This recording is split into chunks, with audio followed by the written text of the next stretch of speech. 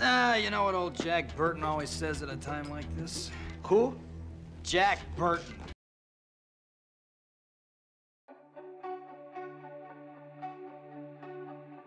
In 2016, I started recollecting Masters of the Universe toys.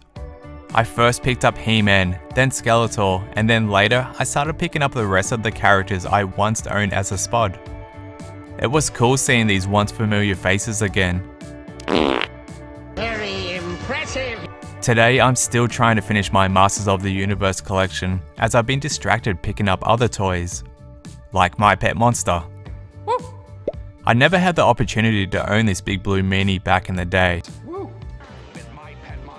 but I can say I'm making up for that.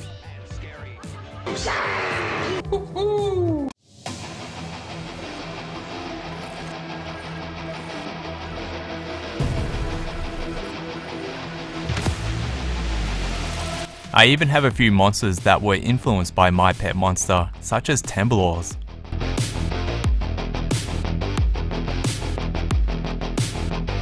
These Temblors were made by a company called Ver from Spain, and they look brilliant.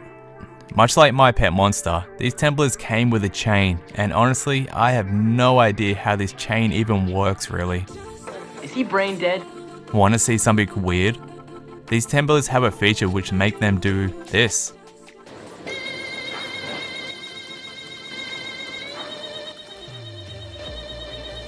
Awesome, hey? Yeah. Sharp teeth, nails, and a weird tripped out facial expression, these Temblors are easily some of my favourite toys in my collection. There is a backstory that goes with these Temblors, but I'll save that story until I complete my Temblors collection. But I did recently complete my Defensors collection. I hope I have.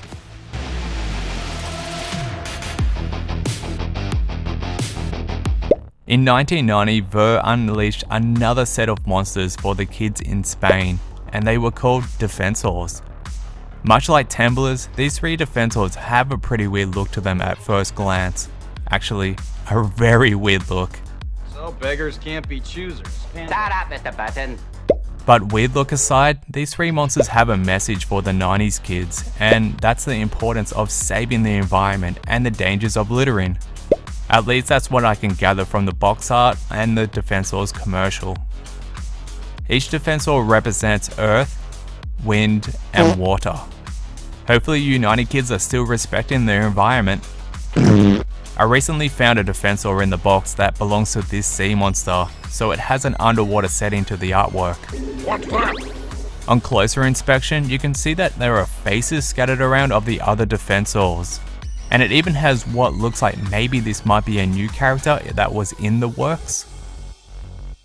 On both sides of the box, we have some cool looking pictures of some fresh faced Defensors. And my favourite part of the box design is the artwork located on the back of this Defensors box. I love this artwork so much. I would love a poster of this artwork. Does one even exist? I even have the original Ver tag attached to this merman. I'm kinda tempted in removing this tag and framing this safety guide, but I don't know. What do you guys think? Oh, why didn't you do that before?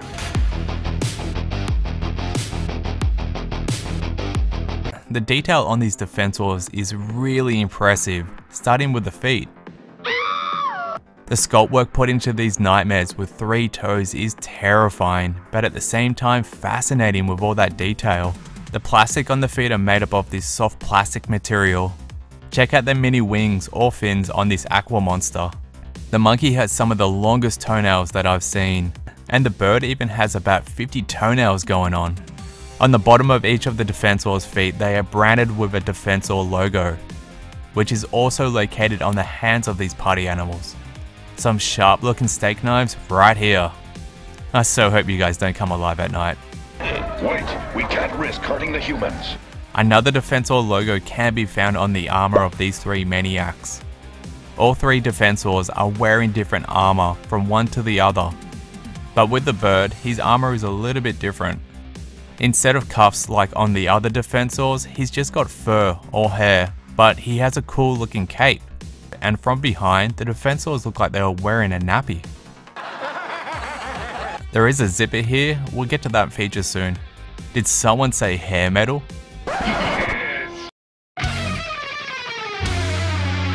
The monkey creature has some wild hair that can't be tamed.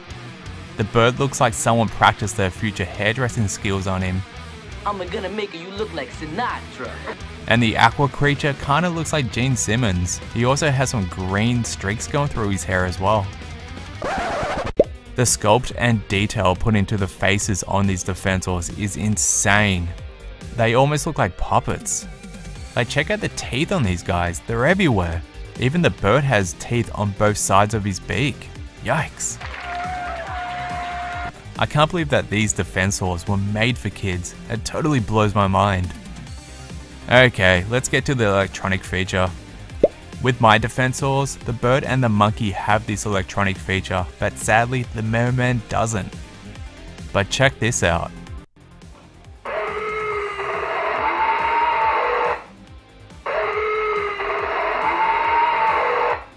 I guess the sound is meant to scare you from littering? Maybe. I'm scared.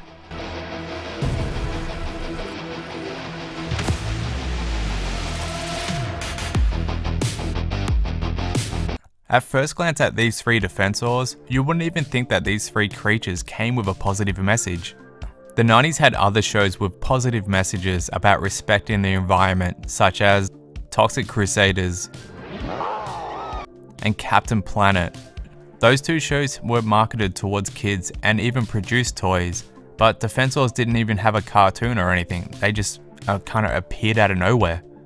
When I first started collecting these Defensors, I got the monkey first and then the bird, and for a while I was missing this merman creature, but I was lucky enough to find one in the box.